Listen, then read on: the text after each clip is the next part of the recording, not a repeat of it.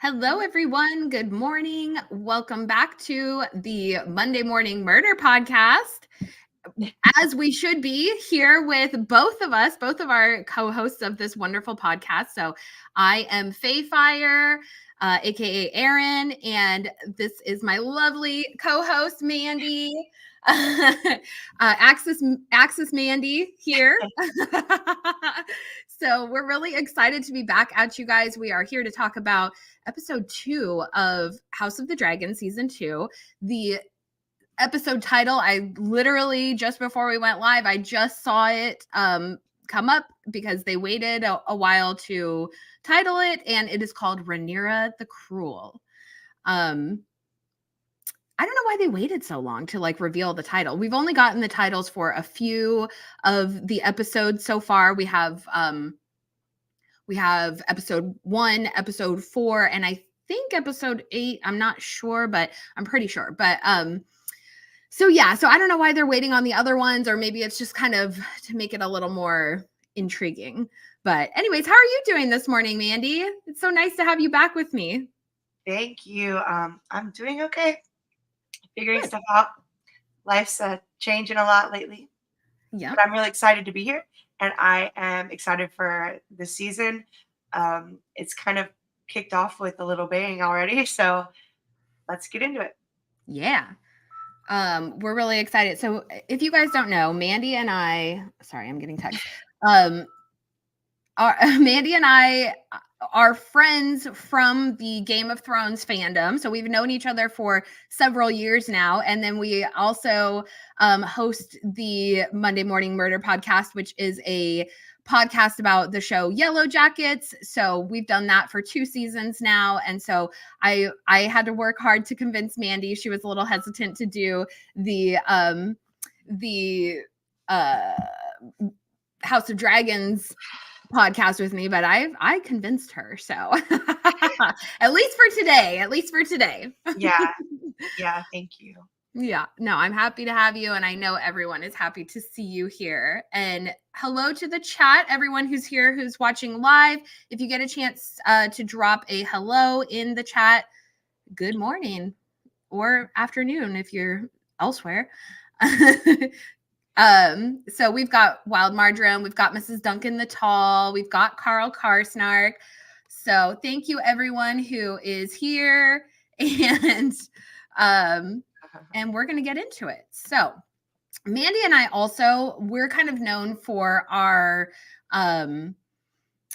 we like to explore the symbolism behind a lot of things, and so we're going to definitely get into that with some of the stuff that's going on in House of the Dragon. We had such a great conversation yesterday, getting caught up on kind of some different things. And last week I did the show alone and we didn't really explore much of the symbolism, but I did have a lot of ideas. We're going to try and fit it all in. We usually keep this about 2 hours because my kids get home from their summer programs. So we'll try and get it all in for you guys in that amount of time. But also we plan to go off on a tangent. So FYI, prepare yourselves. Well, I'm not sure we plan that. We actually try to plan notes and follow them, but that, doesn't happen. Yeah. Well, so many different creators do episode reviews and recaps. And if you've been watching my channel for a while, you guys will know I'm just not a big fan of doing episode recaps. I love to do our live streams and talk about it, but I just hate making videos for it. I just find it incredibly dull. So I just don't like to dedicate a bunch of my time to doing that. I'd rather do theory crafting and then have these live conversations, which are just, as Egon would say, stimulating, So very stimulating. Very stimulating. So we're happy to be here and sharing our thoughts with you guys. And we're happy that you guys are here with us on this wonderful Monday morning. So whether you're at work or at home or just hanging out, hey, we're happy to have you. Let's get it lit. Let's get it lit. So I don't know about you, Mandy, but I noticed this heavy theme in this episode where they were kind of really focused on pairs, not the fruit, but pairs of people. So I was noticing a lot of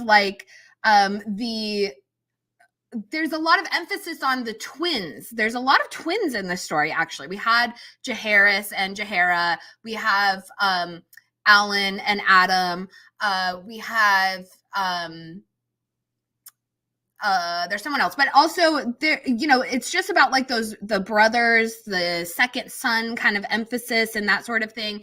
And just a lot of reminders of like the brotherly love in this. And so like when we had the scene with Rhaenyra and Daemon where they were finally really getting into it and hashing it out, there was all these callbacks, and Daemon still, like, in his mind, he calls it, his brother's throne. He's not quite evolved past that. He's still grieving too. Well, like, we have to remind people, these people are grieving. There's so many deaths that are happening. And like, also Rhaenyra really recently just lost a baby.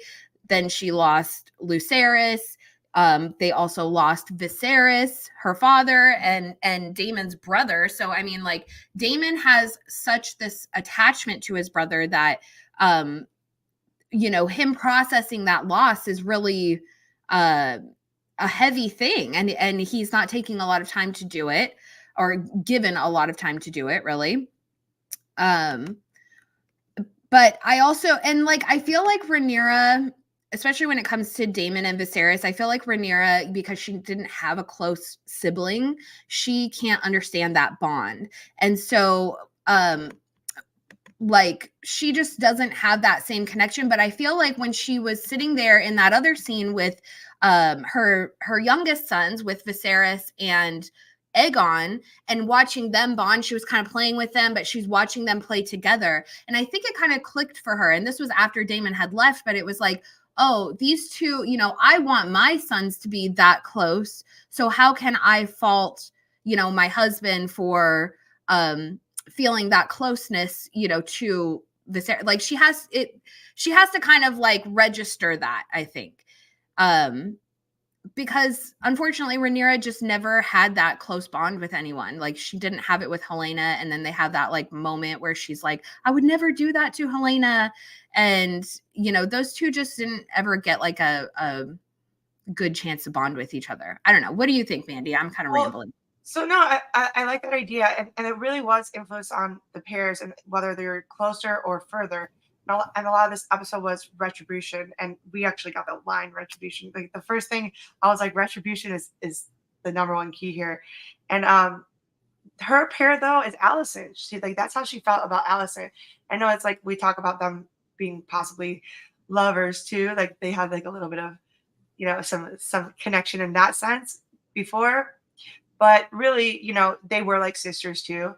And I think that she's missing Alicent too. Like, you see, she didn't want to hurt her family. She like, and the dynamic between her and Aegon, how polar opposite is that?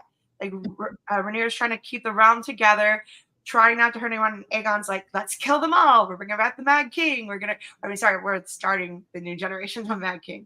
But it's like they had the references with that. So I was looking at the juxtaposition between them more than the connections. It's funny that we were looking at opposite things. Well, like, even with, that's the whole problem with like this generation of Targaryens, because none of them are closely bonded. Because we even saw that moment with like Aegon and Helena on the stairwell, and he won't even speak to her. And so even them as a married couple who have a child who just was horrifically murdered, like, they don't have that comfort in each other. And Aegon, I think, like, I don't know if he feels that way with Aemond, maybe, but I also think that like he views Aemond as kind of a tool to him, like he is like an extension of him, but like his muscle or something like that. Well, there's a lot of there's a lot of, like you said, with Daemon calling it my brother's throne.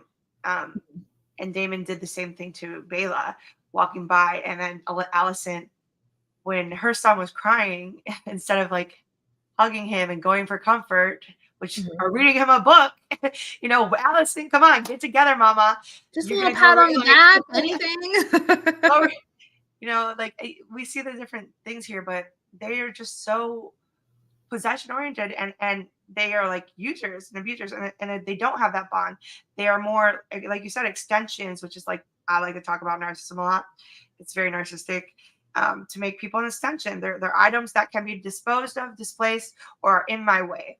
And then Mhm. they talk about passing up the throne a lot too, which was, I get passed, I get passed. So which it's the Game of Thrones, right? But Mhm. it is really just sad that they lost that dynamic of connection, and into now really war is raging, and no one can trust anyone, and it's really showing. Mhm. Yeah.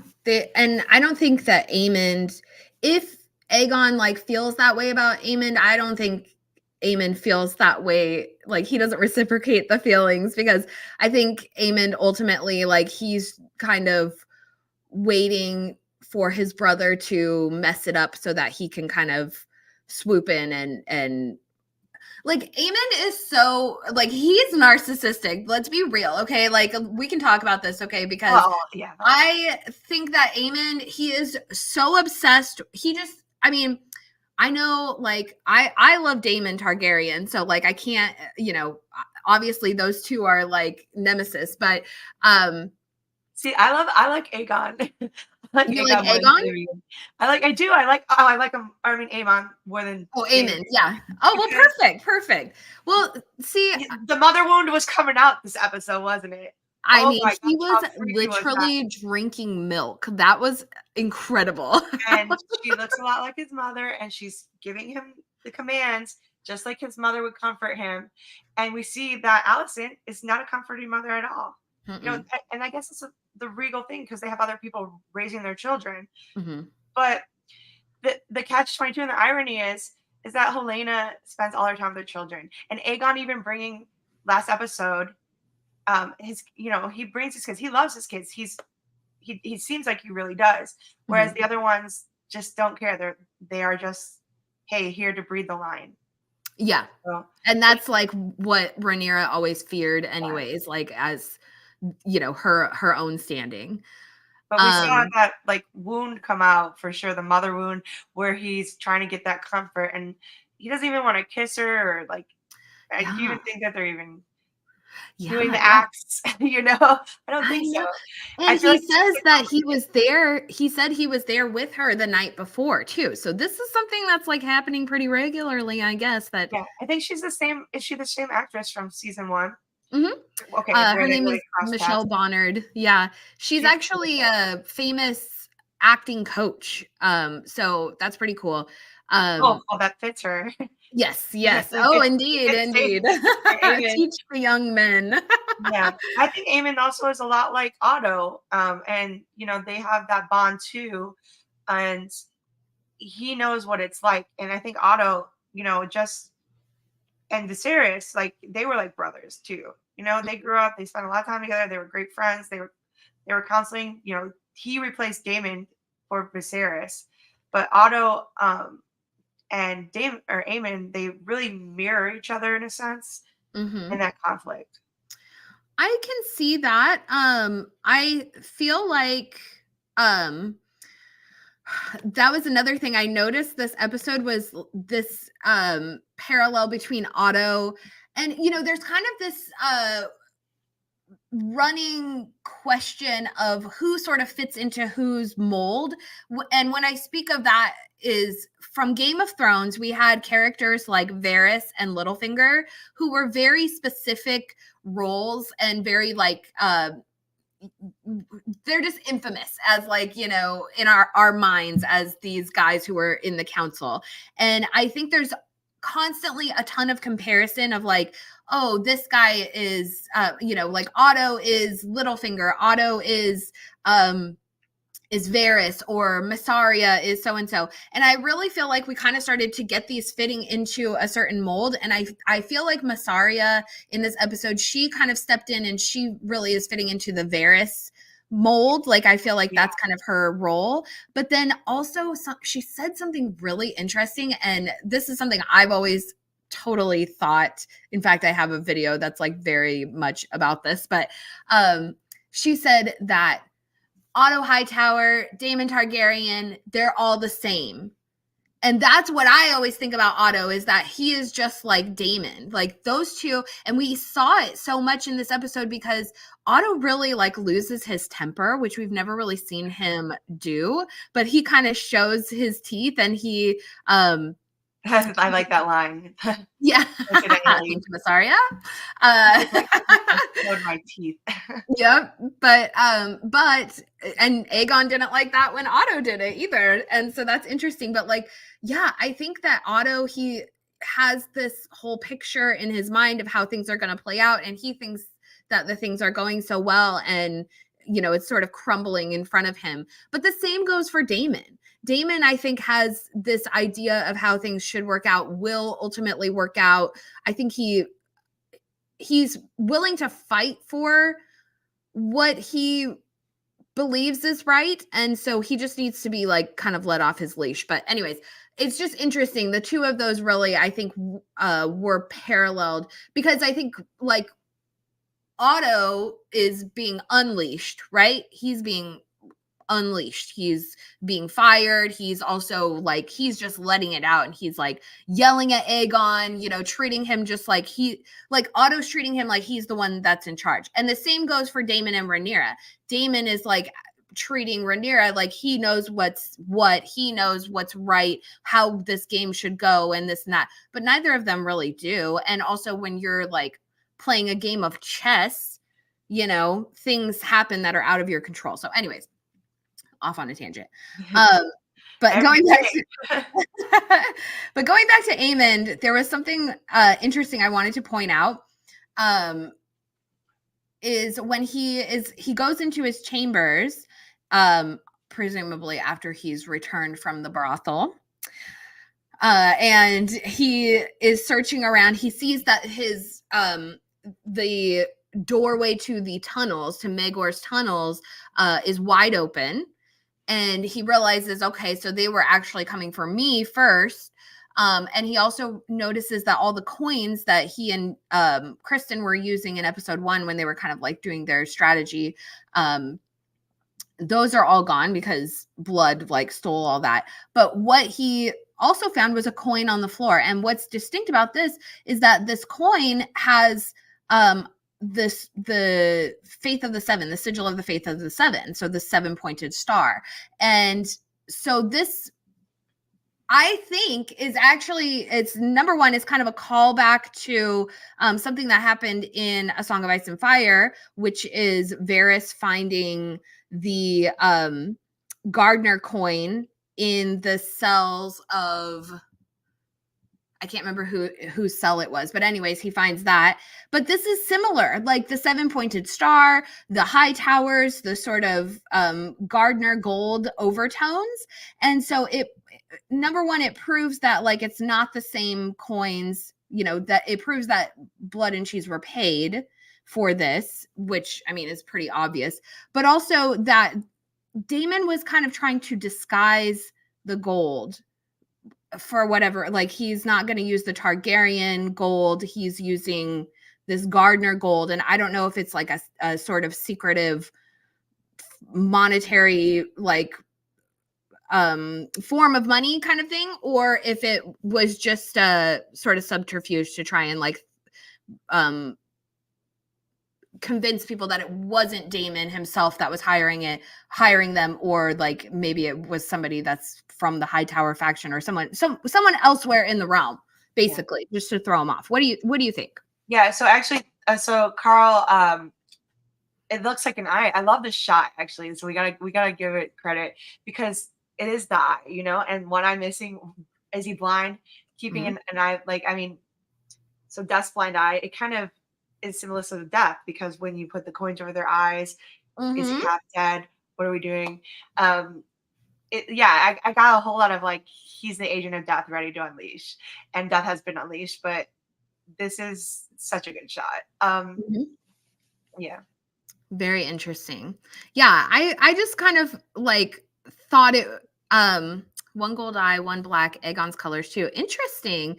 Yeah, it kind of was giving me the vibes of like that old theory of like the Gardner gold and the coin that Varys had found and all of that.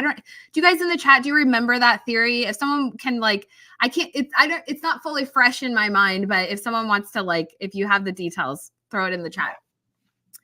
But, seven-pointed stars are portals to fairy realms. And, the seven-pointed star also has connections to Venus, which she is typically more associated with the eight-pointed star, but she's like the queen of heaven. And I have been noticing a lot of those connections with Alicent because obviously she's always wearing a seven-pointed star, but especially in season 2, while she's been so sort of in her like lover, like, whatever's going on with her and Cole. There's just something about like her wearing the seven-pointed star as like a call out to Venus, who is the queen of heaven, the goddess of love. She's Aphrodite. She is Ishtar, Inanna. So yeah, I just thought that was really cool and interesting. But I was researching that recently, actually, the seven-pointed stars and if there's a connection to that. So, all right. So, yeah. So Aemond is a little weirdo. I don't know. What are you guys? I'm like, he is so skinny. I cannot.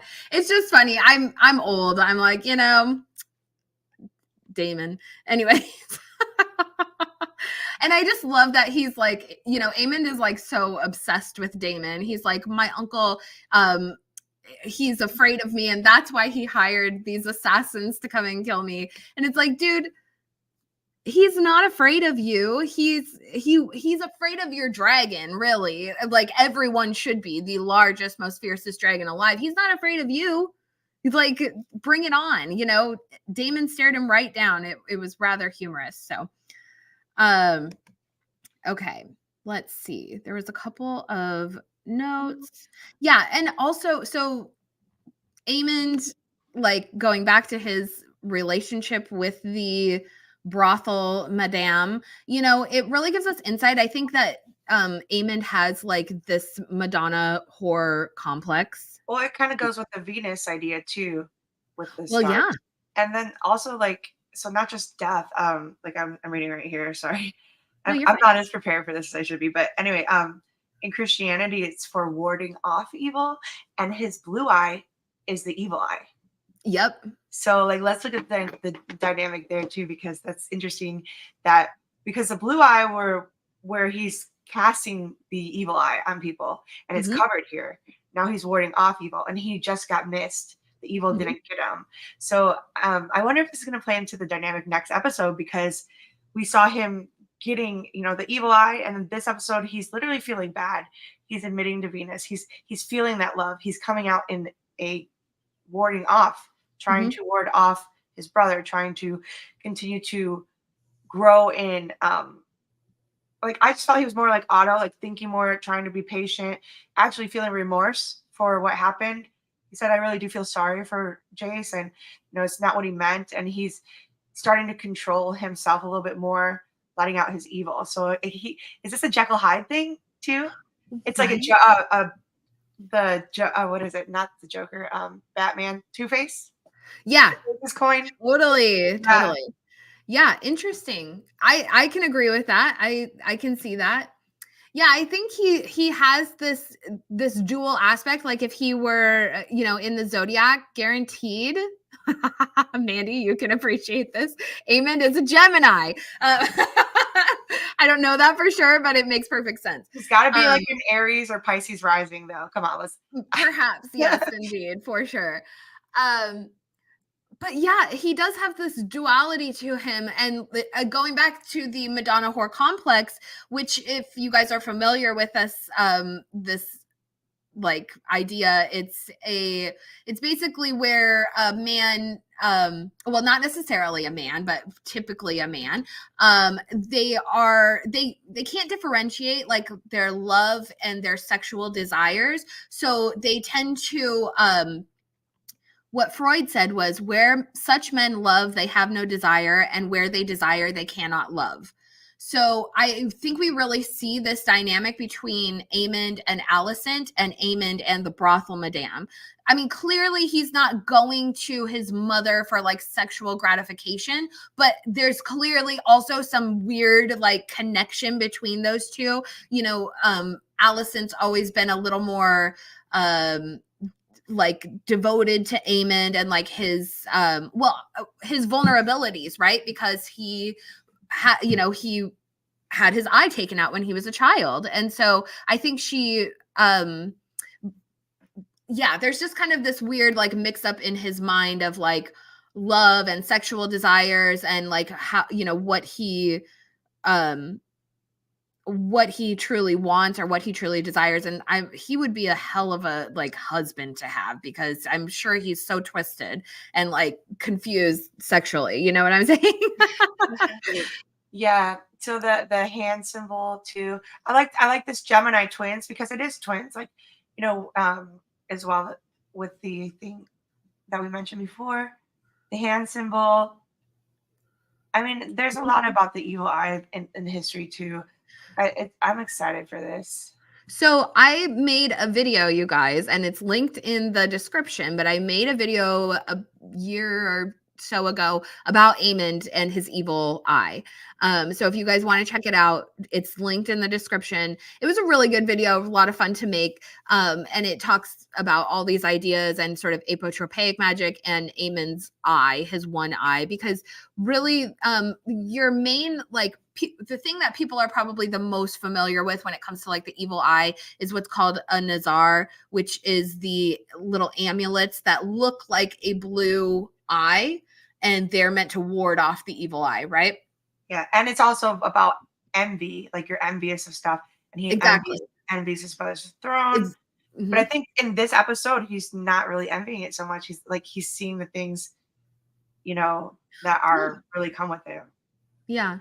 The eye of death and the eye of life, of But protection. Aemon's his one eye that he has that's remaining, it looks so much like a Nazar, which is really interesting. So like it has this connection to the evil eye, his one remaining eye. I mean, they cast him impeccably for that Yeah, very thing. And I really do believe that that was in mind. There's so much symbology and um cultural, historical references and that kind of thing that they've been doing a really great job in House of the Dragon, including it all. And that's one of the things we're going to talk about today, because one of the main themes throughout so I noticed obviously in season 1 there was a lot of mythological themes. I made a lot of videos about this, but mainly it was in reference, I think season 1 was kind of tied to an Arthurian theme, a King Arthur theme, and that's going from all the way from ancient Celtic mythology to into like the French integration into Arthurian mythology, and that would be Kristen Cole, who is sort of representative of Sir Lancelot and that kind of thing. So there are basically, with Arthurian legend, it came in like 2 waves. There's your original, which is ancient Celtic mythology that has King Arthur and that kind of thing, and then there's this once that became popular, then there was this French infusion of like sort of French myths based around King Arthur that came into it. And that was the more romanticized versions where you have Lancelot and the affair with Guinevere and all of this.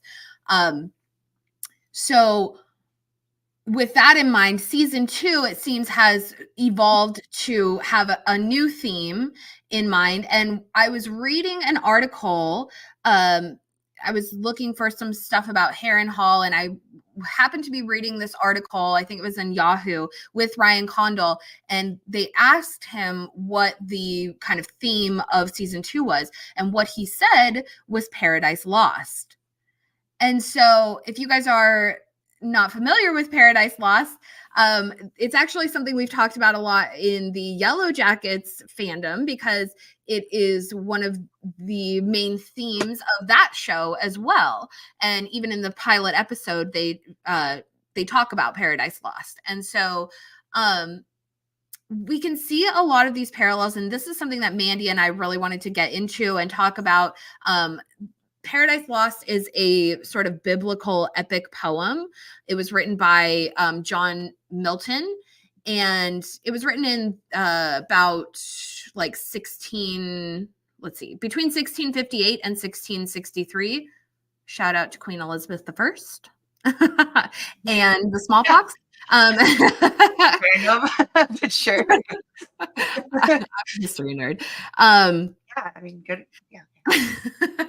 But Paradise Lost is basically, it's like a biblical epic, and it's about the fall of Lucifer and like the fallen angels, or their sort of, rejection out of heaven, their fall to hell, which is called Tartarus, which is, a underworld realm.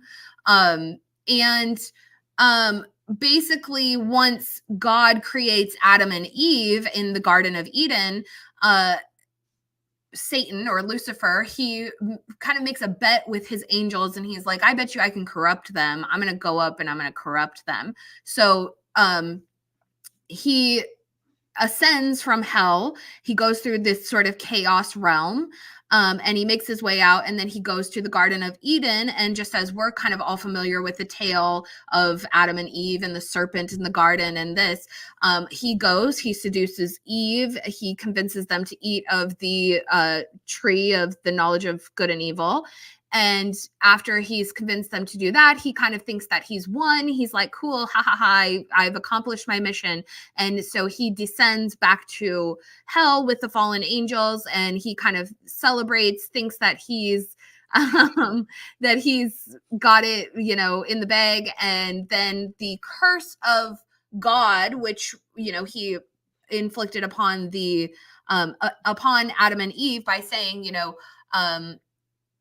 now you have the knowledge. Now you're naked, this and that. And then there's sort of that separation of his relationship with them as sort of an omnipresent sort of God figure. And part of that curse is that the serpent will crawl on its belly for the rest of the rest of history, right? He takes away his limbs, he takes away his arms, legs, and wings, and he has to crawl on his belly and, just hiss like a serpent. So that's kind of the story, the short form version. Let's compare the serpent arms, legs, and wings to Jason, his dragon. I mean, and we talked about this yesterday, Aaron and I, on the phone, with this whole falling from heaven and putting it with Luke. And this idea that he's like the innocent that fell into the deep abyss, which is quite fitting for him being the Valerian heir to fall into and disappear at the sea. But it kind of made it, we got a little bit of vibes. Like, we can't find his body, but we found the wings of the dragon, which is like a serpent type thing. And he also I just thought it was really interesting that it kind of portrayed into this as well, with the falling, and then his body's gone, so he's lifted to heaven, where they're all kind of reigning in hell right now. Like, I feel like it is hell in the Targaryen world. Like, this is really just. Do you see what I'm saying? I'm sorry. Do you understand what I'm saying? Well, there's something to the idea of the Targaryens being the last remaining family of dragon lords, that survived the doom of Valyria, which is a very apocalyptic thing, which is sort of meant in many ways to it's meant to parallel all these mythological catastrophes, like the fall of Atlantis, or even the Great Flood myth, which is we're in biblical terms, that's like Noah, but the flood myth is from many cultures throughout the world, throughout history. There is a flood myth, so it's not just Noah's myth, right? That's just the Christianized version of it. But so the doom of Valyria, destroying all of the Valyrians, and then the Targaryens being the last remaining dragon lords, there's something like a parallel to the fallen angels, where there is kind of a hell on earth. And depending on how the Valyrians may have seen it, there's sort of a death cult like aspect to that idea as well, where they all died and maybe they ascend to heaven, right? Versus the Targaryens who are trapped in this hell on earth. And they want to, like, they pine for their ancestors and for the power and reverence that, you know, especially Daemon, like, he constantly wants to be just like his ancestors and be the dragon and this and that. And so it's like, are they pining for death in a way? Like, there's such underworld and, you know, heaven and hell sort of life and death like repercussions to all of this. But Luke in particular, his death is very parallel to Lucifer, the fall of Lucifer, the most beloved. He was God's most beloved angel. And, you know, there's something there with Luke because Luke was so beloved. He was really like, everyone in the family loved him.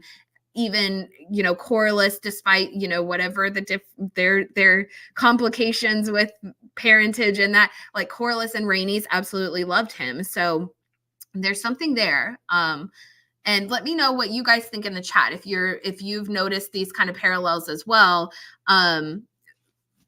for this, you know, with the Targaryens and with the fallen angels. So, yeah, I want to, because we were talking about Valyria. So I used to run or help run a group called Litbringers. We have kind of broken up a little, but I was doing it. I was in charge. So we made a video for this Doom Doom Doom. It was a Christmas song actually, but if y'all want to check it out here, it's really good. Yeah. Yeah. So bring that back the Litbringers. I have a really good house green reppin' melody I'm mixing on. I'm hoping to get it out mid-season. So you know, I'm jamming on it. I don't want to give it away. It's really cool. Larry Strong. Interesting. Okay, Aemond will eventually descend or fall into the underwater world like a falling star. Simeon Star Eyes has a sapphire star eye as well. Yeah, that's very true. He will descend. So maybe there's something to the descent, you know, and also consider like the Velaryons, when their family members die, they bury them at sea. Like they put them in a coffin and everything, but like with Laena's funeral, they send the coffin to the sea. So maybe there's something to that with the Valyrians. And considering like the doom of Valyria, basically the land was swallowed up by the sea, by the smoking seas and all of that. So perhaps we're onto something here. Or maybe they believe that the underworld is like beneath the ocean or something of that nature, which, So you know, that's very what Greek. Okay, this just popped in my head. The process with the coins and death and the rituals with death, and Jason didn't get his ritual. And although he ended up going back to the sea, you know, from whence we came, where we would go back. But, you know, when you say that they've got coffins, they are all the coffins of the Valyrians are there, but he ended up with his body not buried properly and probably torn in parts. And we talk about that a lot in our Yellow Jackets, if you follow that too, about the ritual processing needing for a soul to move on into the other realms or the spirit realms, whatever. So it's kind of, I wonder if that might be brought up in some sort of aspect. Yeah.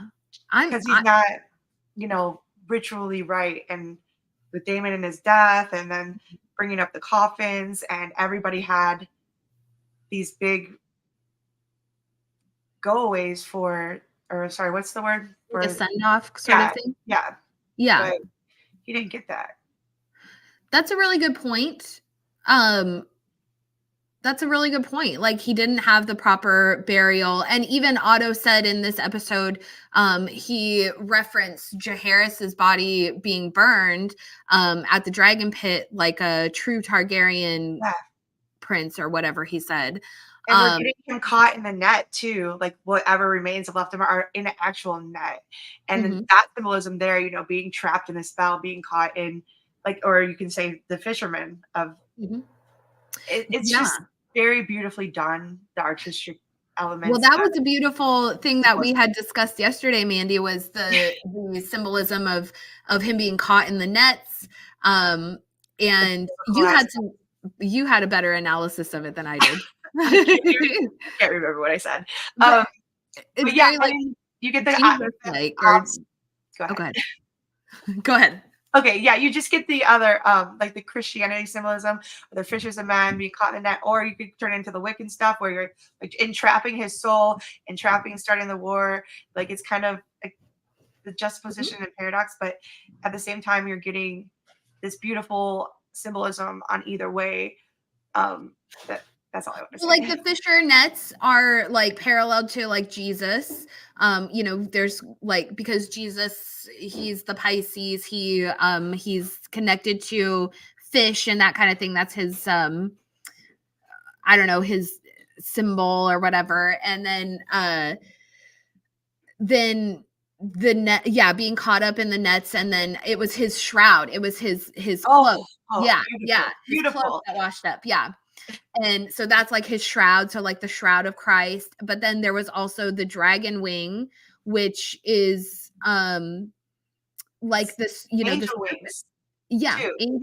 Angel, the flying chariot, the fire chariot in Jace's aspect, if you want to put it there. But it's like angelic, because it could be like his angel wings, but it could also be that Luciferian sort of the curse of God, you know, where they're cursed to be serpents, where they lose their wings, they lose their arms and legs, and even Luke was like chomped to bits. So it was, you know, he did lose his arms, his legs, and his wing. So again, going back to like, that Luciferian Targaryens, that's where we're at with it. So hey Milt, thanks for being here. And we're just getting, Mandy and I are having we're having a deep conversation about the parallels of Paradise Lost to what's going on in season 2 of House of the Dragon.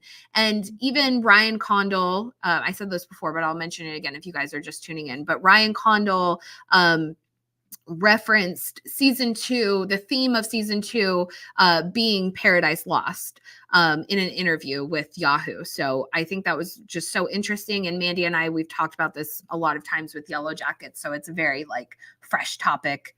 And eventually someday we will do book club. Well, in September, we're going to go back to Yellow Jackets in September and maybe some more of this. Yeah. And, you know, I think like maybe this fall will be the time. I mean, depending on how things play out for the rest of this season too. But, you know, Yellow Jackets is expected early 2025. This will be wrapping up, you know, end of summer. So I may just work on like a fall project of Paradise Lost as like a parallel to the 2 stories, because you know, my favorite kind of videos are to connect House of Dragons and Yellow Jackets. Book club. I love this. What? There's no book club? Yeah. There is. It's never been so accurate. Thank you, Jeff. Thank you, Jeff. I want to do a shout out to the people who are here new: Destellar Napster, Pendrive Skywalkers, Kim. I keep going. I don't know. Anyway, and Christy and Milt. So Milt has had us on his channel for Cursed. We did some trivia. He's a friend of mine, and he has several fun stuff. So I just shared a link for him. But shout out to him. I was asking him if he wants to do one, but it's a lot of work. So it is a lot of work, but but it's always fun to work with Milt. That's for sure. But Milt is a trivia whiz. Somebody along the realms beat him once. I'm not sure who it was. Oh, wait, it was me. But, it was totally by luck. I have to rub it in your face, Milt. But honestly, no, he knows way more than I do. He's so brilliant. But I got really lucky. Well, thank you all for being here. Yeah, Aaron beat me. You beat me in the curse trivia. So actually, you're the reigning queen. well, cursed. I mean, you know, I could take a little more of a challenge, but oh, I do miss cursed though. Let's be real. Actually, speaking of cursed, wasn't Alinda Massey? I feel like she was in Cursed. I could be wrong about that, but the girl who plays Alinda Massey, I think she was in Cursed. I could be wrong. Okay. Oh, see, Wild Marjoram. Oh my gosh, you're so dedicated. I know. She read Paradise Lost just for us. I had screwed over the book club. I'm sorry. we will. It's predominantly my fault because like I got a lot of personal stuff going on in summer. Well, and you know what? I get into the zone of like I'm either on Yellow Jackets trajectory or House of the Dragon trajectory or like whatever current show I'm covering. And basically at like the end of 2023, I was just like, okay, I'm switching full gear to House of the Dragon. And I just could not like take my brain off of it, even though it hasn't been that fruitful, but that's all right. You're like, oh, Firefly. Oh, dragon. Oh my gosh. Well, and, you know, YouTube has not been being that kind to my channel literally the entire year of 2024. So if you guys are watching, if you're not subscribed, definitely smash the subscribe button, smash the like button, share the videos, check out my older videos, and, you know, do all of the things. And if you want to join channel memberships, you can get early access to things, to my new videos. And if you want to check out my Patreon, you'll get exclusive content and silly things from me. So, and you'll help support the channel. So I appreciate all of you guys if you're just watching, but definitely subscribe to the channel because we have a lot of fun here.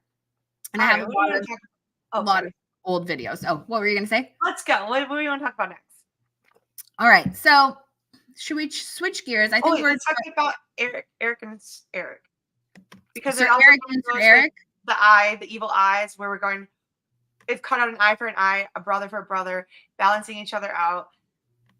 Yeah. That was one thing too, Mandy, you had said, I can't remember, you were reading me like some biblical quotes or something like that. And anyways, it was talking about like the destruction of the house and the destruction of like brothers or something like that. I can't remember what the quote was. So if you have it, then read it out. But if not, but what I was thinking of was when one of the things you said was the destruction of the house, right? And and the infestation, that was the other part. And so that's very like Red Keep, right?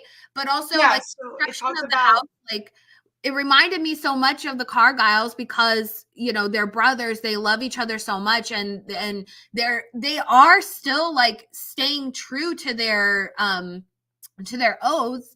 They just don't know how to do it, you know. And it's like Sir Eric said in episode 1, he said, you know, we've been dedicated to the Kingsguard since we were children, since we were 8 and 10. So what are we supposed to do when the House of the Dragon like starts ripping each other apart? And they did the best thing they could. They each went to one side of this fight in this family civil war. So neither one of them really broke their oaths at all. Like, I think that these two are actually the most dedicated and loyal knights in the entire Kingsguard.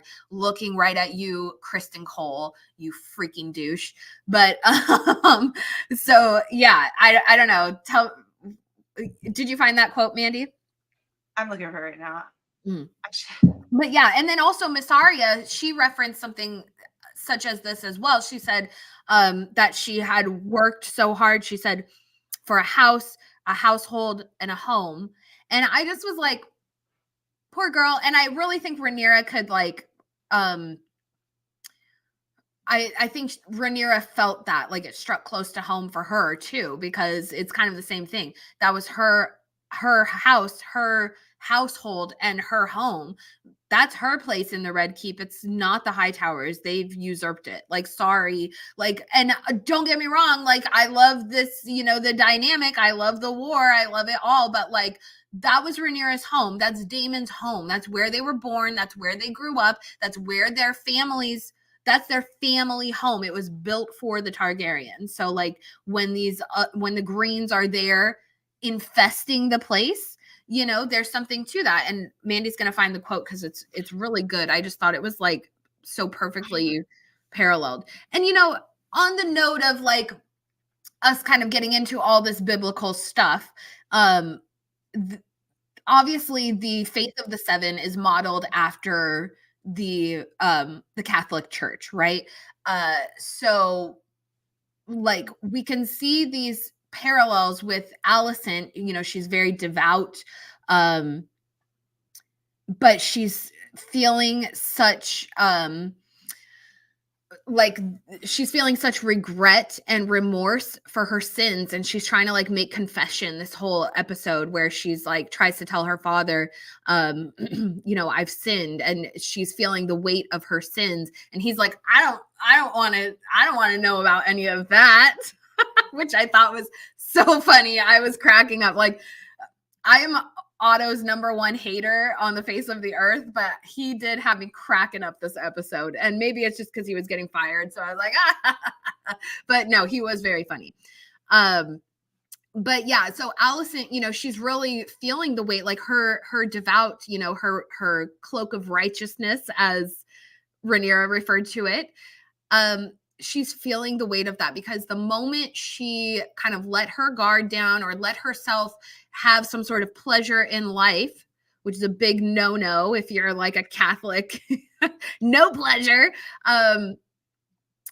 then something absolutely horrific happened. Her grandson is murdered, like, because she chose to have a moment of pleasure. Kristen Cole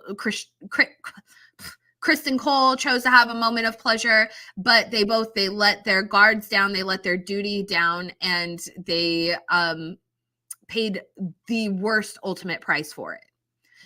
So I found this quote. So it talks about, it kind of relates into last season when Jace is going to see Aemon.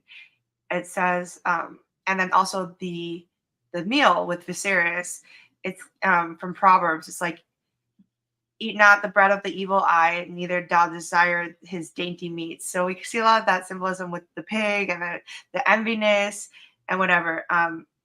The other one, oh shoot, I lost it. I'm looking.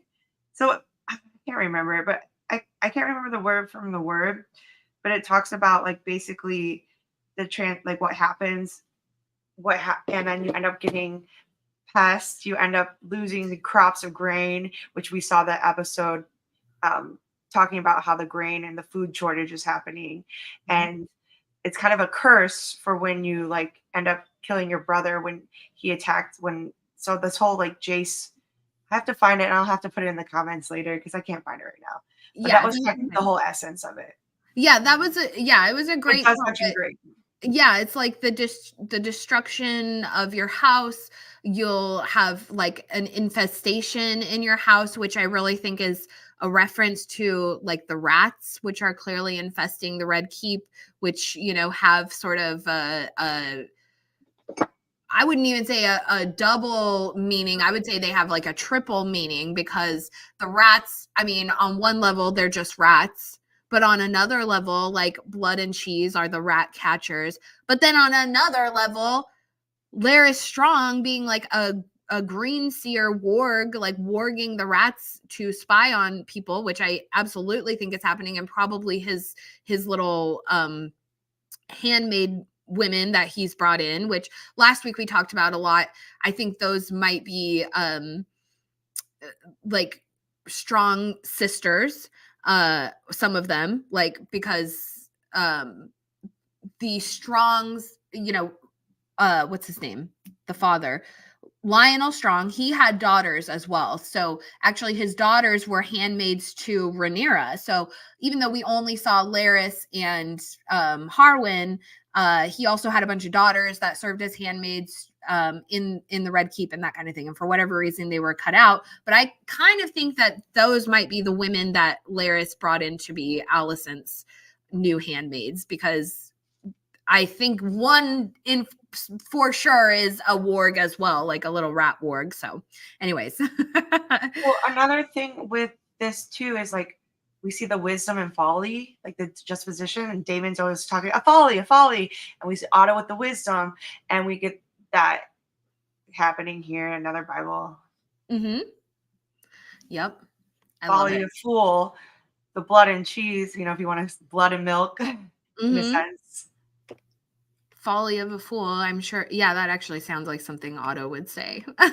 Well, no, Damon was declaring when he was projecting out to Rhaenyra, he was like, a folly, it's a lie. When you know it wasn't a lie. Folly is a fool, it's wisdom and folly, they act similar in the Bible. There's actually like personifications of the Holy Spirit, and wisdom and folly come to you, and it's up for the person to choose. Are you going to be folly? Are you going to go for these things of the world, which are, drunkenness, slander, orgies, whatever? Are you going to go with the wisdom, who will guide you like a soft whisper in the wind? And it's a big, are we doing good or bad, evil? The whole dualism aspects. Mm-hmm. Absolutely. All right. Well, while we're on that subject, we can talk about Daemon and Rhaenyra and kind of what happened there. So it finally came to it. They finally got into that conversation that they've been avoiding for so long. So the scene where they're around the table and Rhaenyra is like, well, I would never have done that. I would never do that to Helena. And Damon's just sort of kind of smirking in the corner. And it seems like Rhaenys absolutely like knows that it was him right away. Rhaenyra, it takes her a little bit longer and kind of dawns on her. And thankfully she doesn't light him up like in front of the council, which it kind of looked like she was going to do in the trailer because they overlaid the vocals correctly. But thankfully they had this conversation in private where it basically, yeah, they kind of came down to it of hashing it out. Like, does he respect her? Will he honor her? He's saying, yes, of course. Like, I'm the one that placed the crown on your head, and also like, I mean, I think we're starting to see like a little bit of paranoia coming out of Rhaenyra in many ways because, she did just leave Daemon there for like 10 days while she went out to go find Luke. And that's reasonable. But like, if you don't trust him, then why would you have left him there to sort of like handle things? Like, they're circling each other in this way. They're such like, it's so serpentine. They're circling each other. They're staring at each other. It's like they're, who's going to win, who's going to be the top dog, when really these two are like such equals. And it goes back to like that the pairing, like they both had a sort of rejection from Viserys, and that like put them together and it bonded them. And it comes down to the eye. And going back to Egyptian mythology, which we've talked about a lot with this, like the eye of Ra has dual aspects to it, because the eye of Ra is like a male symbol. It's connected to the sun and to heat and light, but it has like, hold on, let me read this to you guys how it's written. Hold on. I'm not good at kind of explaining how this mythology is. Okay, so the Eye of Ra functions as a feminine counterpart to the sun god Ra, and a violent force that subdues his enemies. It is the source of heat and light and creative actions. The eye is an extension of Ra's power, equated with the disk of the sun, but it often behaves as an independent goddess. And we should view this as Rhaenyra in relation to Daemon's actions. So the two, they have this eye contact, and we see it like many times between them, where Daemon kind of like looks to Rhaenyra to see like what he should do. He's always looking, kind of gives this subtle look, and it's very subtle because the people around them, I don't even think necessarily realize that these two are kind of operating in tandem with each other. But like sorry, I'm Carl. trying to like how I'm I verbal. love that. But so Rhaenyra. Damon, he kind of yields to Rhaenyra's authority. Like she's the lead. She takes the lead, but she inspires his creative actions, right? They're so inspired by one another. And it even goes back to like the formation of their like marriage, which happened on Driftmark, where she was just like, look, I need you. You need me. We operate together. We were meant to burn together, all of this kind of thing. So like the two of them need each other. And one is kind of like an active force while the other one is like the creative idea. It's a male female dynamic dichotomy. Narcissist, codependent.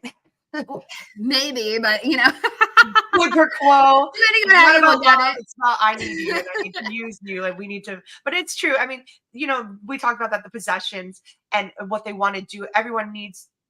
Damon doesn't believe in love. He believes in his family. He needs his family. He needs more Targaryens to contain and maintain the realm and to take control because he sees, that the wisdom and giving everybody the equal. He doesn't want to be equal. He wants to be a Aegon the Conqueror. Mm-hmm. Yeah, I agree. And do you okay? Let me ask you. Go ahead. Do you think that when the time comes, that's going to work out? Do you think that Daemon is going to take her over? I do. I do too. Feel like I understand Daemon Targaryen on a level that no one else does. Well, okay, this Daemon, this one right here. Yeah, I do. When the time comes, he might be a wiser man because right now he's operating on folly. But by then, will he gain the wisdom and be an older, more reputable man? And we'll see the change, like him and like, for example, is he a Jaime Lannister in the future? Like how Jaime makes his redemption. Mm-hmm. I really think that, Daemon is as impulsive and crazy as he is. I personally, this is why I don't like. I know a lot of people are huge Daemon stans, but like, he is a psychopath. He is going on impulse. He did not win the crab war. He showed up and went. He could have killed himself. Like he could have. Yeah, he's brave and he's cool, but no, that's an impulsive. He does whatever he wants. Even Rhaenyra, I don't know. He'll come back when he wants. He does this. He does. That's what a dragon does, apparently. But ultimately, that's not a good ruler. With season 1, they talk about all the fears of if he would get it, and now what's ironic is that we have Aegon acting probably how Daemon would have acted on the fear of how Otto says, hey, Daemon will do this if he's on the throne, but now Otto's grandson is literally doing the same thing that he accused Daemon. It's very Targaryen-esque anyway, but I do think this Daemon right now at this point would kill her to get the throne. But in a couple seasons, that wisdom's coming out. Who knows though? Because you could be triggered. He could probably be triggered like he triggers and chokes her out. But it could be also, that's another symbolism of the woman holds the neck. The man is the head. The woman holds the neck. Mm-hmm. But in this switch, Rhaenyra is the head, and he's literally holding the neck, supporting it, even though it's like an abusive, choking situation. But he's not supporting her neck; he's choking it, like in that all-amount realm. Like you're supposed to support each other as a pair. Like the man's the head of the household, the woman is the neck. But he's choking her. He's undermining her, choking out her orders, going behind her back, belittling her, going around what she wants to do. And he's trying to act like he knows better with the wisdom, but it's a folly. It's a folly because he ends up killing innocents. And may I remind you, the poor people are the ones that suffer. And in this episode too, we get Otto talking about the poor, and we are poor for it. Yeah. Yeah, indeed. Yeah, I don't think that he would kill Rhaenyra because I think he is too dedicated to the Targaryen dynasty remaining, the legacy of it. Can she have more babies? Or does she have more babies? She does not. They don't say if she cannot, but I think that it's more of a I think there's something to the third child, especially when it comes to Daemon, because both of his marriages, his third child is lost in childbirth. And I think he so desperately wants to recreate the three heads of the dragon. That's like his kind of goal that he has in mind.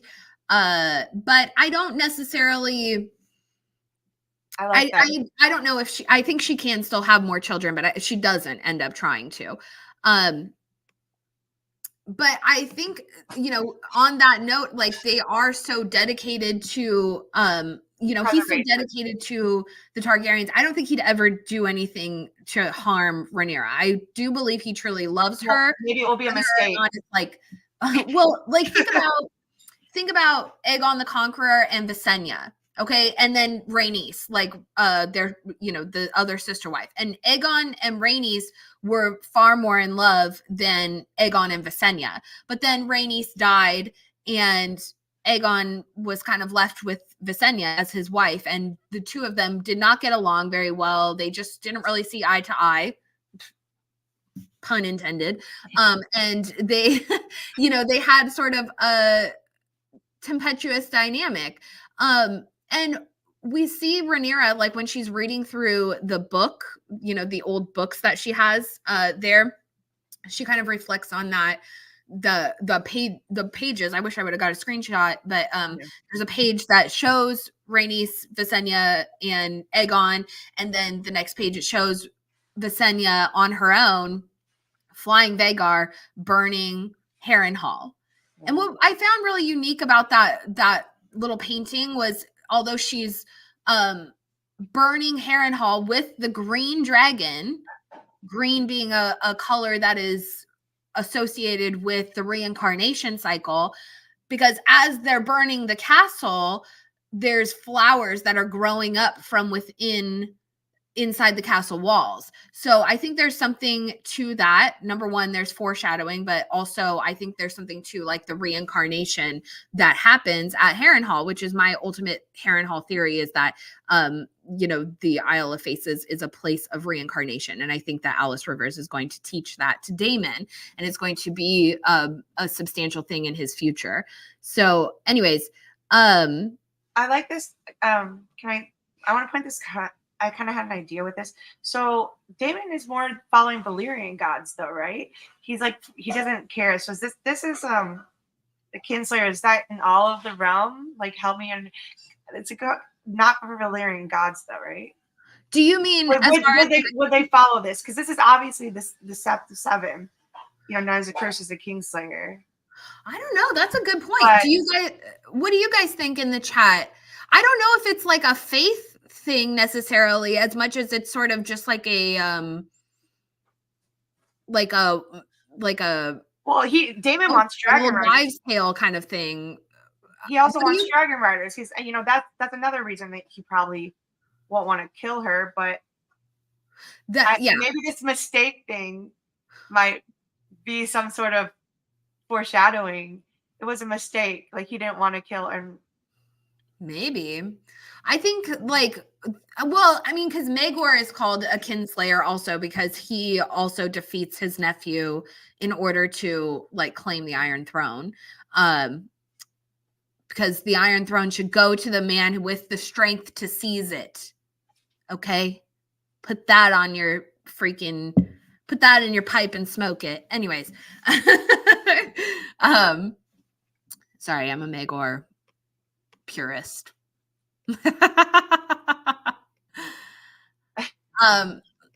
Oh, interesting. Okay. You think it was involuntary manslaughter and not murder. Interesting. Yeah, I mean, I would like to agree, but also like Aemond, this is part of the thing, like with the Hightowers versus the Targaryens, because they had this separation, they never got along with each other. They never had this sort of familial bond. The Hightower children, they didn't learn to have reverence for their dragons. So Aemond's out here flying around on like the largest, most powerful dragon in the world, and he thinks that he can just go play. It's like if you have a freaking pit bull that you know is like dangerous, would you take him to the park and just say, oh, let's take the chance of letting him play with like a little fluffy? No, you wouldn't, because you have to, if you can't control the animal, you control the environment. That's a bit of dog training advice for you. Straight from UC Davis. How to Train Your Dragon. Oh, that was another thing we had found, like How to Train Your Dragon 4. Yeah, exactly. Featuring Daemon Targaryen. Exactly. So I think that like Aemond, this is like part of his whole thing. He's got too much swagger. He's got too much, like somebody needs to knock him down a peg, because he really like, and that's one of the things we talked about this last week at the end of the stream. I didn't get to go into it as much as I wanted to, but it's in reference to Kristen Cole and to Aemond, who both did really terrible crimes. They, both murdered people. There's, in terrible ways. With Kristen, it was Sir Joffrey of Lonmouth, and even with Sir Lyman Beesbury. But then with Aemond, it's Lucerys, and it's like, do these people suffer consequences for their actions? With Kristen, we know he did not. Clearly with Aemond, he's not really sorry. We didn't even get to see that scene, and I am a little bit disappointed that we didn't get to see the scene of Aemond coming back to the Red Keep, tail tucked between his legs, and his grandfather, because in the books it is written that they reprimand him. They say, you only lost one eye. How could you be so blind, or something like that? And so, no, I did not, but I took a training course from a animal behavioralist from that. Anyways, I used to be a vet tech when I was younger. Anyways, sorry. And I agree. I love pitties. Okay, they're my favorite breed, actually. Sorry, squirrel. Okay, this is what I like. This though. This comment too. Because he knew what the attack dog was for when you bought it. Don't act surprised if it bites, because you can train, but animals are animals, and sometimes in instances where the animal feels threatened or attacked, he lost control. And this is kind of Aemond. Like, he bought it with his eye, so he's blind in one eye. He bought it, and he doesn't know what he's surprised. I bought it, Aemond. Don't act surprised when the biggest dragon in the realm bites another one. Exactly. And if it's a dog, if your dog bites, then you have to put the dog down. Like, that's the law. Sorry, it sucks. But that's the law. So like, and this kind of comes back to it, like, if these guys are running around without consequences for their actions, then what are they learning? What is Alicent teaching her son? That there's no consequences for his actions. She's not teaching him that anything bad's ever going to come back around. In fact, she's empowering him to go out and act just as vicious. And we can see that he feels remorse, but that's on his own accord. He's not like inspired to feel remorse by anyone in the Red Keep, that's for sure. In fact, they're just empowering him to do more. And even in that conversation in episode 1, where Otto's like, you'll get all the revenge that you want, and then even Aegon is like, my brother is like my dog, I can send him off to do whatever, and he'll do it. He and Vhagar will go out, and they're like my muscle. So they're empowering him to do terrible things as a consequence of him doing a terrible thing. So that's completely like terrible parenting, number one, but also just that's what Kristen Cole was also taught, because he did a terrible thing. He went to go punish himself out in the Godswood, as he should. Like, he should have suffered the punishment of death for sullying the white cloak, which he's, loves to remind everyone the white cloak is a symbol of purity and all of this. But mind you, he murdered Joffrey of Lonmouth at Rhaenyra's own wedding, okay, and suffered zero consequences. In fact, he was elevated to being the sworn protector of the queen after that. So, like, that's just the thing with the Greens. They're actually terrible. And then And then when we look at someone like Damon does one little thing. Damon says, "Oh, for a day or whatever." He gets exiled. He gets sent away, and completely punished. Granted, he did, the blood and cheese hiring. Yeah, that was a little more than one little thing plus 1,000 other little more cuts. Add it up, girl. Okay, we'll talk about this. What I mean is, like, in reference to, like, in the pilot episode of House of the Dragon. Do you remember episode 1 where he ripped off half of King's Landing's limbs? Yeah, and Viserys, like, sends him away. Like, Viserys is his harshest critic. Okay, he's like his harshest critic. And if the Greens got half of the criticism or the consequences that Daemon suffered, then maybe they wouldn't be such uppity shits that are trying to usurp the throne. Like, that's the problem. They didn't get so much consequences, and in my opinion, is because Otto planned it out. Like, Otto is able to control that. They're about to see some consequences, and Otto threatens and tells his grandson, and they know, and Alicent knows too, and she's starting to see the consequences of her not being a good mother and not being there. And I think that scene with her and Aegon, she knows she's not a good mother. She knows she's, like, lost. She doesn't even know what to do. And when Helena, oh my, how hard was that the scene with her, and carrying the baby, she's getting so frazzled, or bringing to the dragon pit frazzled, and she's being forced she's forcing her into that. I would say, if you don't want to go, don't go. And she's also, when Helena comes to her mom, first off, she's having intercourse the next time, and she's more worried about what she saw, that how Christian Cole, and not ruining her reputation for being with Christian Cole, than her own daughter and her own grandson. She's like, it's about my boy, Mom. It's not, like, she's literally focused on herself instead of consoling her children. Mm-hmm. And it's really just, she doesn't know. She's never experienced consequences. That's my point, is that she doesn't even know how to do it. And that's part of the consequences. She doesn't know how to be a mother. She doesn't know how to do this because Otto took it over. That's a good point. Like Otto took care of everything, and it's going to be really hard for the Greens. Yeah, that's a great point. There's no one to get him out of there. Like, Otto was 5 steps ahead, and made sure that the council covered all their backs. Made sure that he had at least a team to usurp. Like, at least covering, a veil. And then I guess part of it is, like, she's carrying all this guilt. She wants to confess. But, like, it's interesting because, we see throughout this whole episode, like, she and Kristen are really beating themselves up about their own actions. Like, when Alicent, she goes to take a bath, and there's that kind of moment where you're like, is he going to go in there, or is he actually going to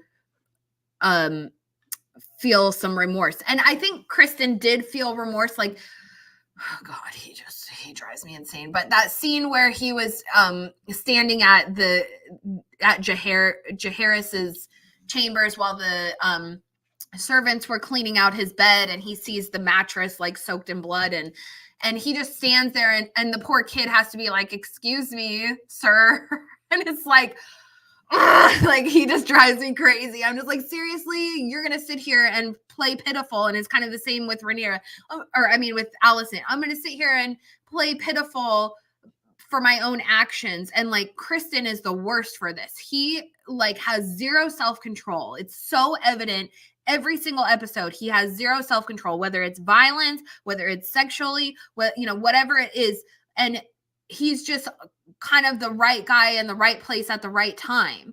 And so to get elevated to being, in the King's Guard, or to be now the hand of the king or whatever, it's just like, dude, I don't know. Anyways. I want to point out, though, in this scene, we get Alicent fighting. Right? Mm-hmm. She's starting to fight. She's cold. She's callous. Her heart is callous. She doesn't know what to do. She doesn't know how to show love. And, like, right here, her love language, the only love she has, that she's more worried about revealing his secret than her daughter. So this is like some warped, twisted love for them. Mhm. But she's fighting. Meanwhile, like when we just when we go to flip to Rhaenyra being attacked, she was that's not the Rhaenyra I thought. She was helpless. She was over here like this. She wasn't fighting at all. She wasn't like, all right, come at me, have at Yeah. me. It's Rhaenyra who was a fighter growing up. Who was it? So they're switching roles. The snake is turned. Rhaenyra the cruel, who's literally cowering in the corner, like, of these men. Like, yeah. Yeah, and but I love this scene personally because like I stand Allison. I do. I love her.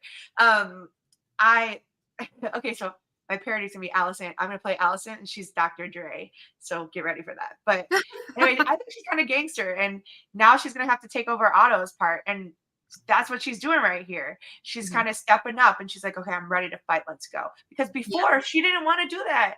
She's been forced to. The war is upon us, y'all. It's coming, whether we like it, and upon our real life too, apparently. Yeah.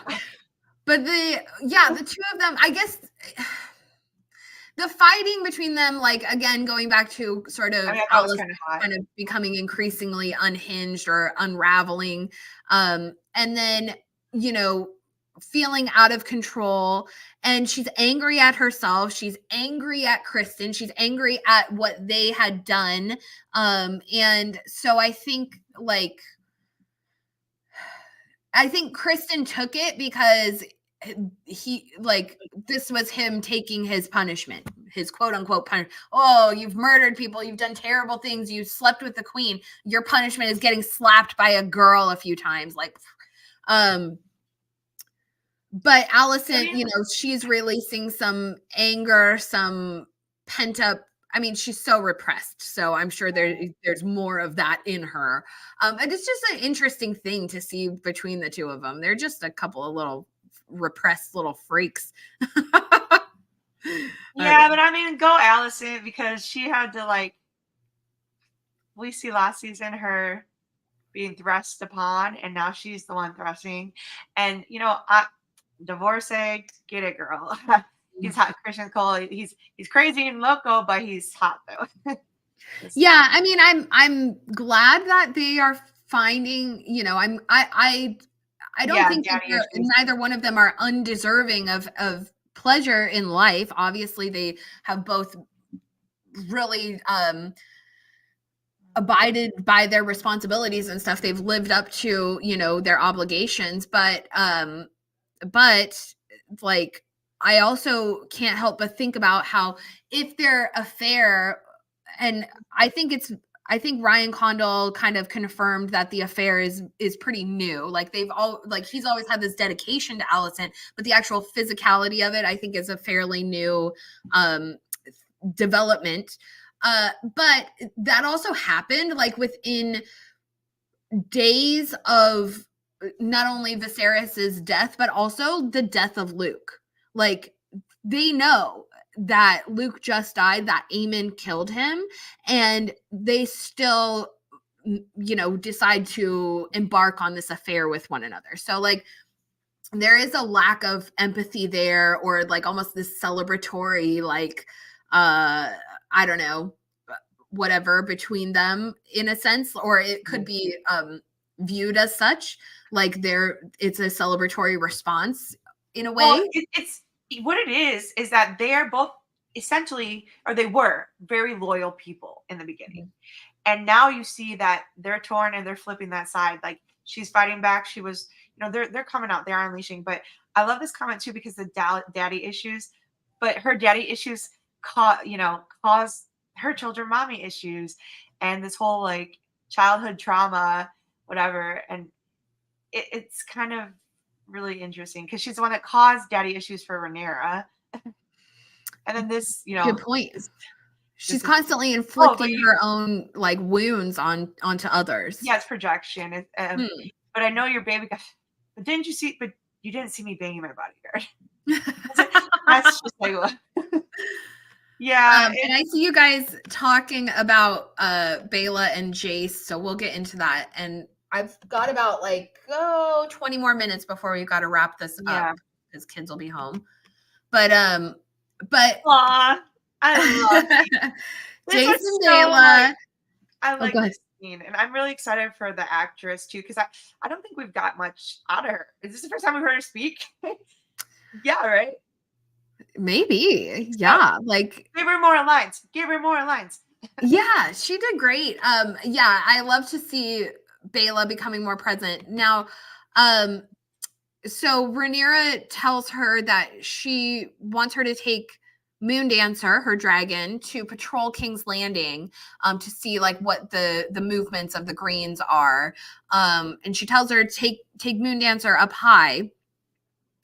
But what's really interesting is that, you know, Rhaenyra also, like, when they were in the council, Jace offered to go patrol himself, and Rhaenyra said no. And so, and granted, that's understandable, obviously, considering Luke's death was so very recent. But I think it's kind of, I don't know, but she sends Bela out to do that same job. So she won't risk Jace, but she will risk her stepdaughter, the daughter of her husband, and Jace is betrothed. So But Bela I is think not insignificant by any Bella means. is she's clearly a badass. Like Bella the badass.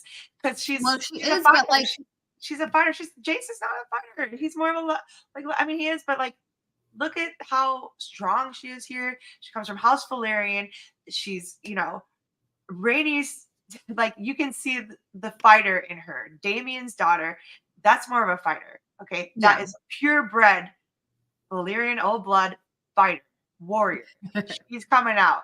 And like even the first we get of her talking, you can see that she also has that heart, the humbleness of just accepting, like, oh, you're strong, but wait, you're how strong too.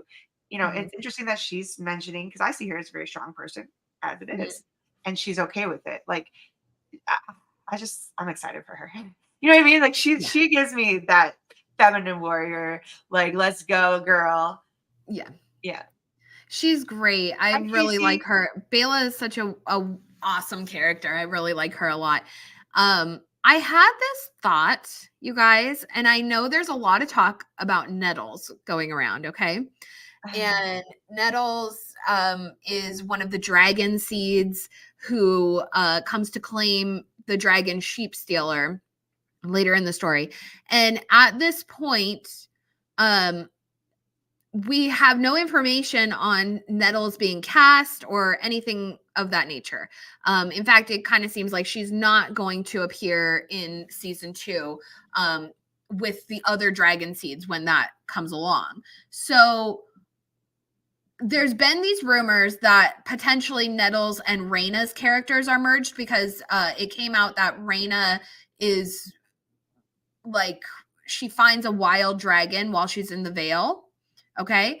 This has come out of the woodworks, right? So a lot of Ooh. people were speculating that Rhaena and Nettles characters may be merged, and that because Rhaena doesn't have a dragon right now, that she might claim that wild dragon.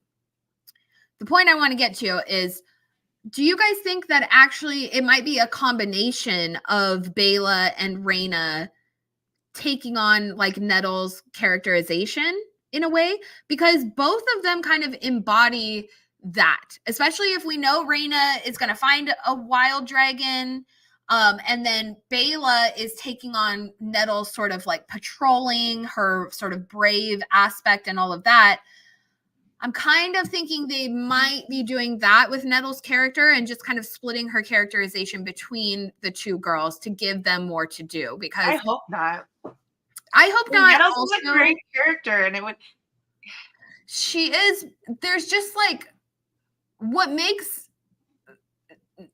Nettles like, kind of unique in many ways. I mean, besides the fact that she's a dragon seed and a dragon rider, she's like, anyways, I don't want to Okay, say all right, let's go back to the you show. guys know what I'm saying, but Yeah, let's go back to the show. I'm not trying to like upset anyone, but like, yeah, racially speaking, appearance wise, like, Nettles, she's what they call her, like, a dirty brown girl. Okay. And I know that's terrible language, but but the Valarians aren't explicitly written as, you know, people of color in the books either. And I think it's a fantastic change. I absolutely love that change. I think it worked perfectly, especially when it comes to the strong boys. I love But it. I love it. They're like, I love it. yeah, but it wasn't written that way. And so, Yeah. and Bela and Reyna aren't written to be, you know, women of color either. So I think that might be part of it there, because it kind of takes away some of the distinction about Nettles for like who she is in this story. Because one of the things about Nettles is, okay, if you're not Valyrian, if you're not of Valyrian descent, which clearly you aren't based on appearance, then how are you able to claim a dragon, right? So Yeah. that's well, look, I'm the one to tell you, like, I'm mixed. I am Native American. I am part black. My dad's side of the family is light brown skin. I'm the whitest person in my family. But on my mom's side, you know, I have Filipino in me too.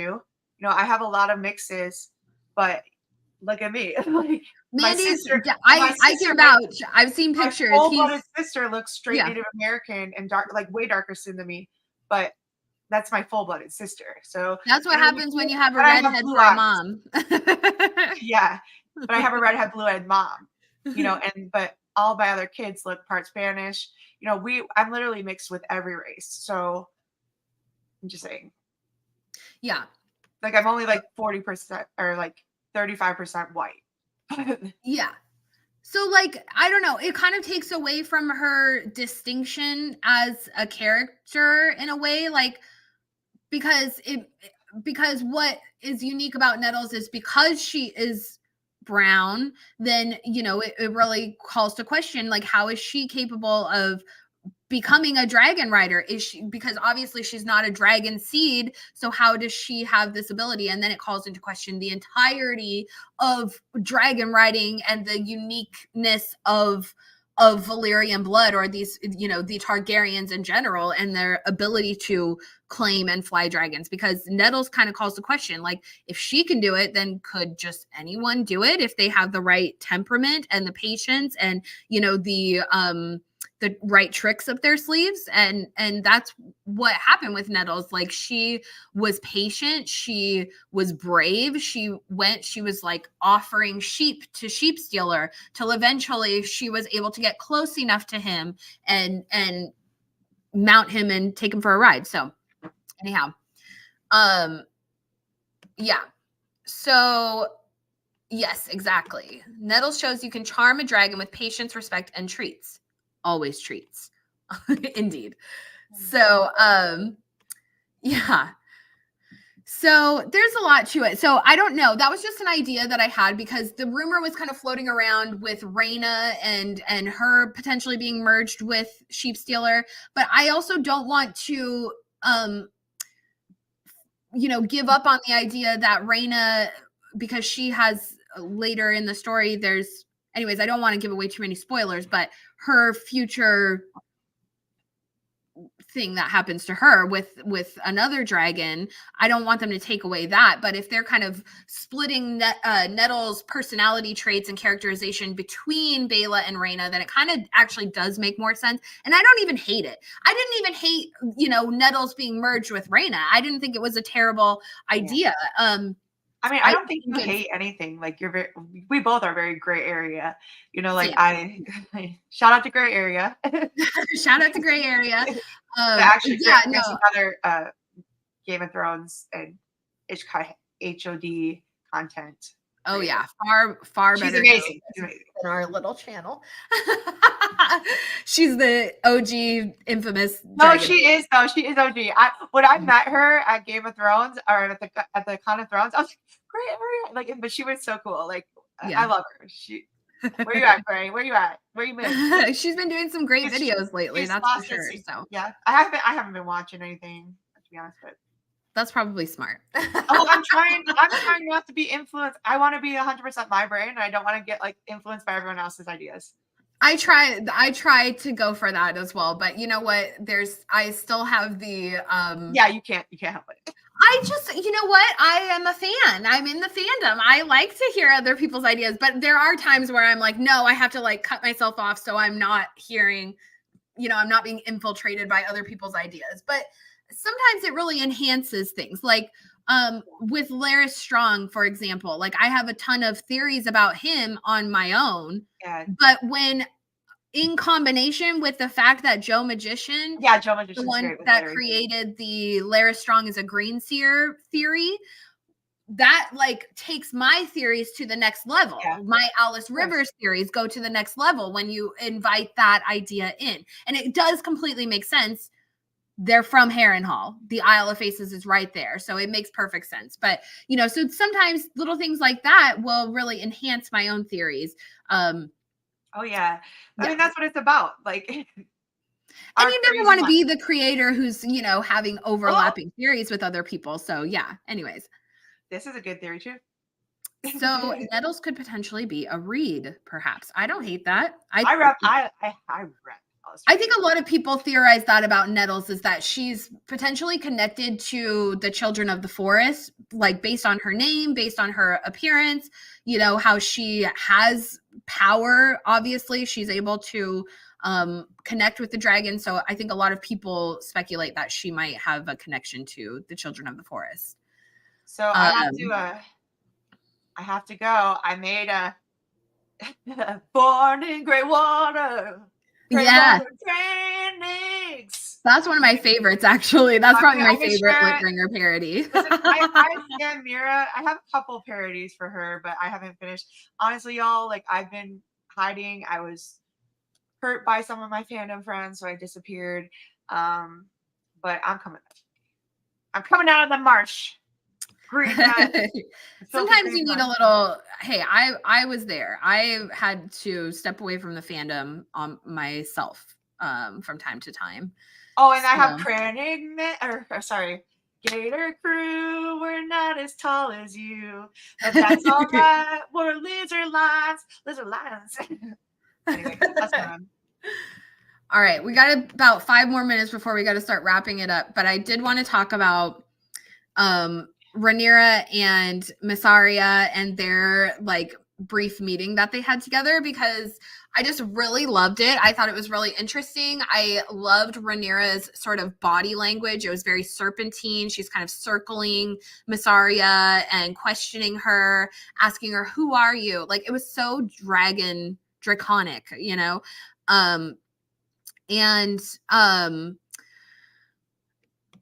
I mean, did anyone else sense like some homoerotic tension going on between these two, or was it just me? Yeah. I was like, kiss. Like I actually, so it's not just homoerotic, like it's kind of a control thing, because with her and Daemon, it's a triangulation ploy.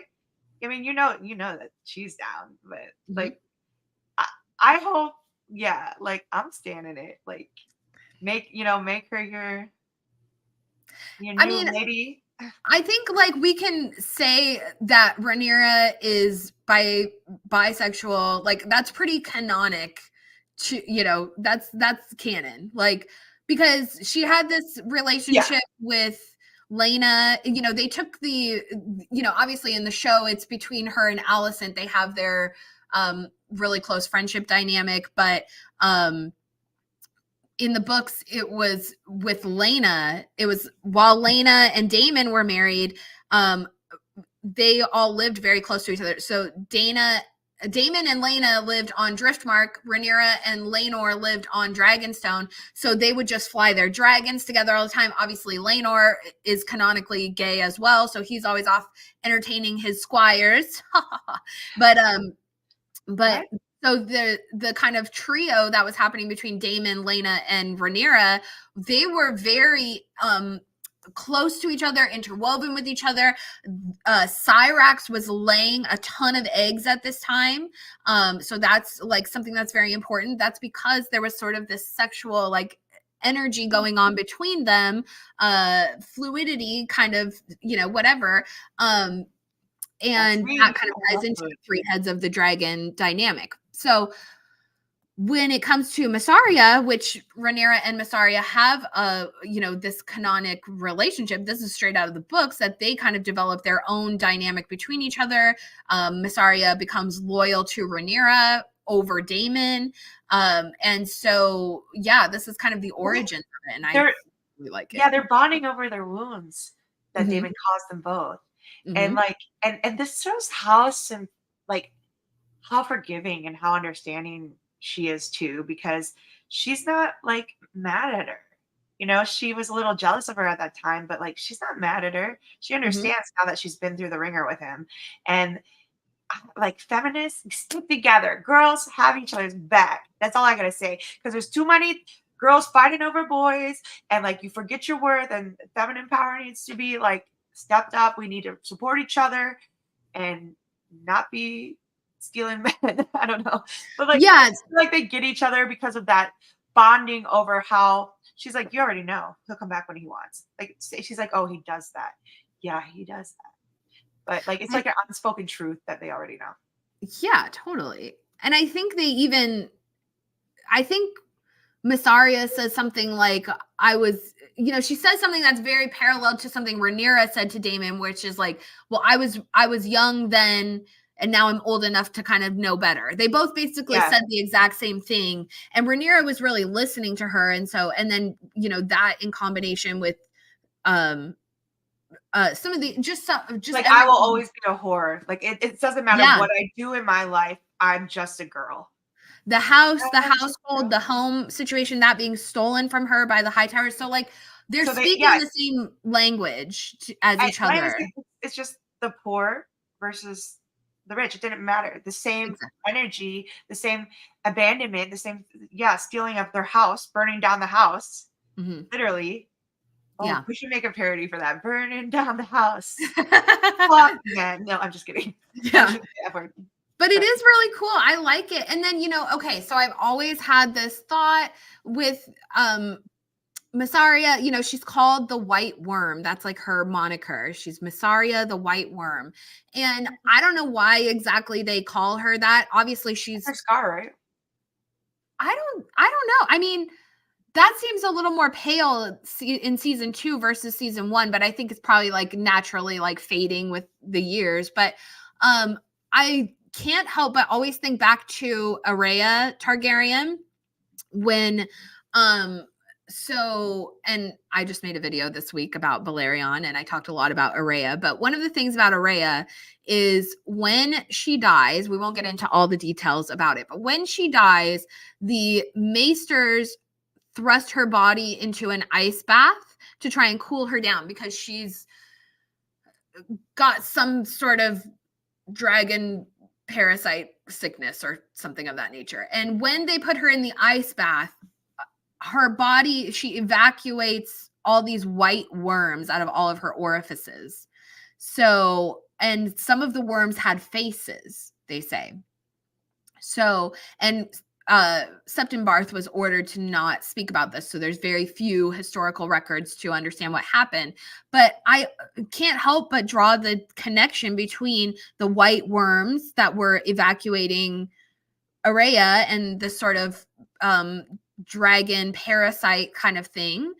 Uh, and Massaria, the white worm.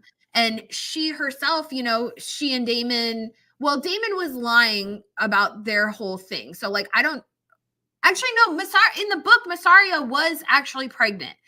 So, because she ended up having a miscarriage while she was on a ship to Lys or Mir or whatever, wherever she was sailing.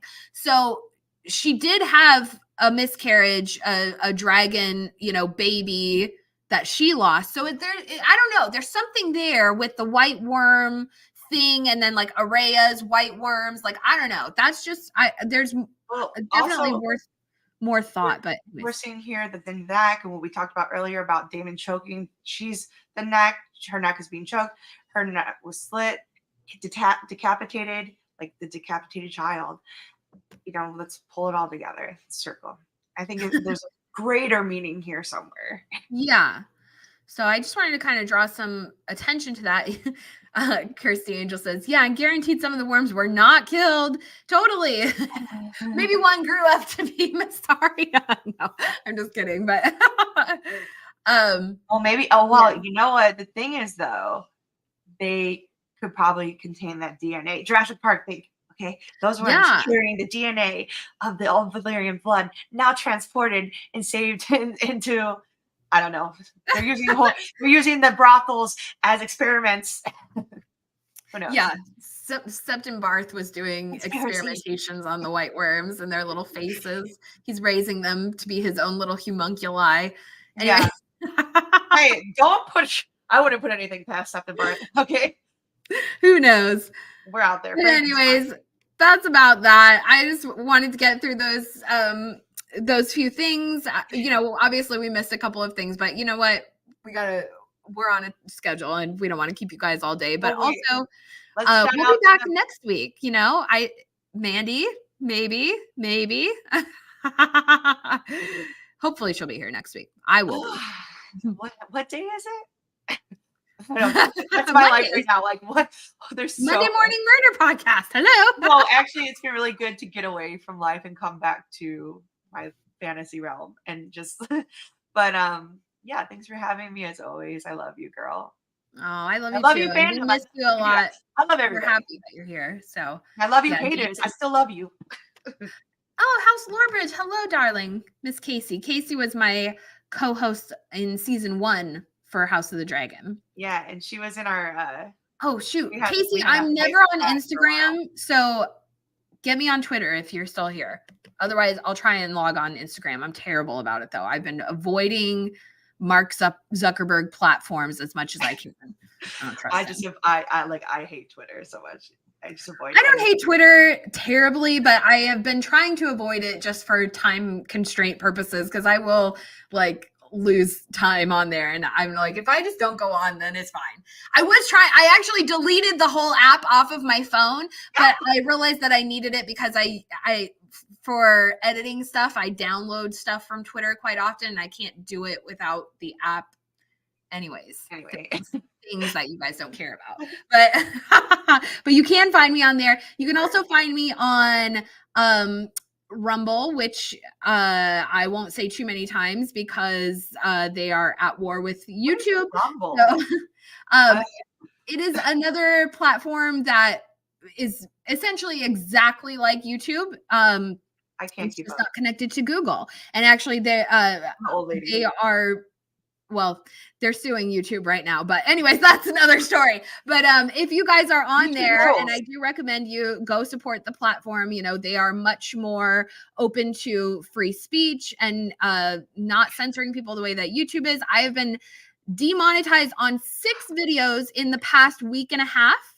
About to be again, not this one. So yeah, hopefully not. Yeah, no, they're actually going after my old Raised by Wolves videos. So I think I might end up doing a live stream this week about that because it's getting crazy and I don't understand what's happening. So I think it's being targeted because there's always been issues with Raised by Wolves and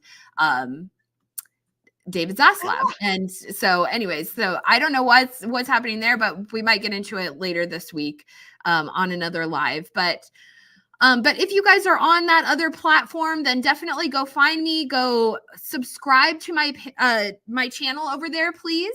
And because I can't do live streams on there until I have 5 subscribers and I only have 3 right now. So. I got 5 accounts I can subscribe to you on. There you go.